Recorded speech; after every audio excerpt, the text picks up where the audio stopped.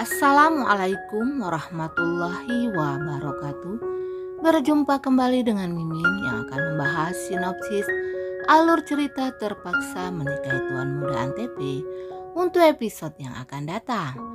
Namun sebelum Mimin melanjutkan, untuk sekedar menyambung tali silaturahmi kita semua, Mimin mau tanya dulu nih guys, kalian berasal dari kota mana aja? Tolong jawab pada kolom komen ya, biar Mimin bisa tahu. Di episode kali ini semakin seru, menegangkan serta bikin baper dibuatnya. Dimana Kinanti yang sudah pergi dari rumah Tuan Muda Abimana ini, ia pun menunggu Tuan Muda Abimana di jembatan cinta. Seperti yang telah ia tuliskan pada suratnya, ia akan menunggu kedatangan Tuan Muda Abimana. Bila Tuan Muda Abimana ini mencintainya dan memilih dirinya, maka Tuan Muda Abimana akan menyusul dirinya di jembatan cinta pada jam 8 malam. Namun rupanya di sini Kinanti terlihat gelisah menunggu Tuan Muda Abimana, yang sampai saat ini Tuan Muda Abimana belum juga datang untuk menemui dirinya. Disinilah detik-detik di mana Tuan Muda Abimana benar-benar mencintainya atau akan memilih Alia sebagai pendamping hidupnya kelak. Jika sampai esok hari Tuan Muda Abimana tidak datang, tentunya Kinanti akan benar-benar pergi dari kehidupan Tuan Muda Abimana untuk selamanya. Terlihat Kinanti sangat galau dan menangis ketika Tuan Muda Abimana belum juga datang menemui dirinya. Padahal ia sudah meletakkan suratnya di atas meja.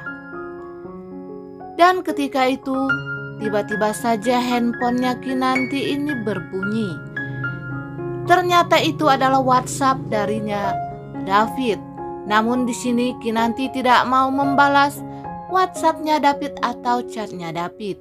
Ia tidak akan memberitahu kepada David apa yang sebenarnya telah terjadi. Kinanti terus saja menangis menitikkan air matanya.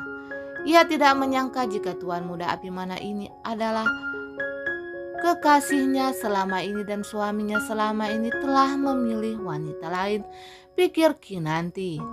Namun ini adalah perasaan Kinanti saja ya guys, dan ini adalah juga kesalahan dari Kinanti. Seharusnya Kinanti tidak berbuat seperti ini kepada Tuan Muda Abimana.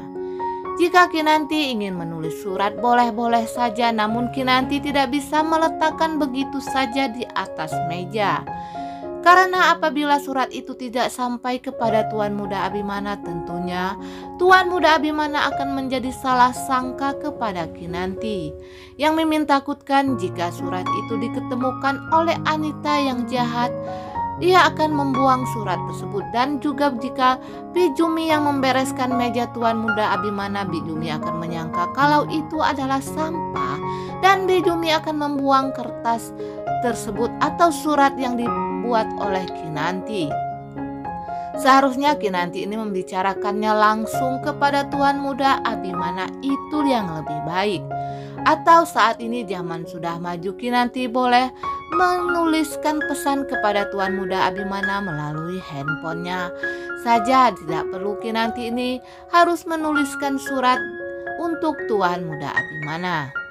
Dan yang lebih bagus lagi jika Kinanti ini berterus terang kepada Tuan Muda Abimana kalau saat ini Amanda atau Alia sudah kembali, sehingga Kinanti akan dapat mendengarkan perkataan Tuan Muda Abimana. Apakah Tuan Muda Abimana akan meneruskan cintanya kepada Kinanti, dan apakah Tuan Abimana ini akan lebih memilih Alia.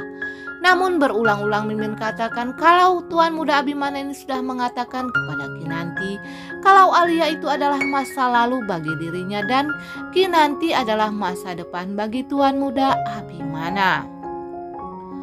Di sini kegalauan Kinanti akan tambah jadi ya guys. Dan begitu juga dengan Omah, pastinya akan menjadi bingung dengan kepergian Kinanti yang tiba-tiba ini.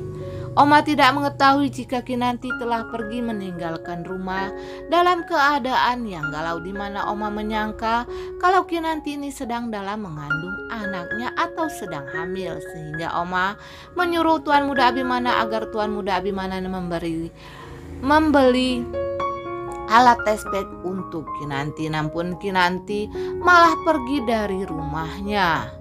Sementara itu di sini terlihat kalau Oma ini sedang menemui si Anita yang ia telah mencari Kinanti berkeliling rumah, namun ia tidak menemukan Kinanti. Akhirnya ia sepertinya memberikan sesuatu kepada Anita. Yang kita ketahui kalau Anita ini bukanlah orang baik dan akan menyingkirkan Kinanti. Tentunya si Anita ini akan berkata yang tidak-tidak terhadap Kinanti.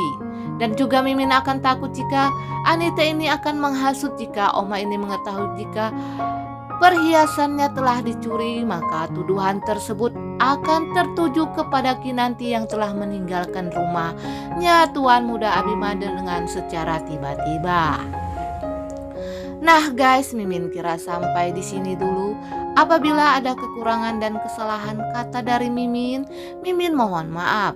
Untuk kalian yang baru menemukan channel ini, jangan lupa tekan tombol subscribe dan nyalakan lonceng notifikasinya agar kalian tidak ketinggalan info terbaru tentang sinetron kesayangan kita, yaitu Terpaksa Menikahi Tuan Muda.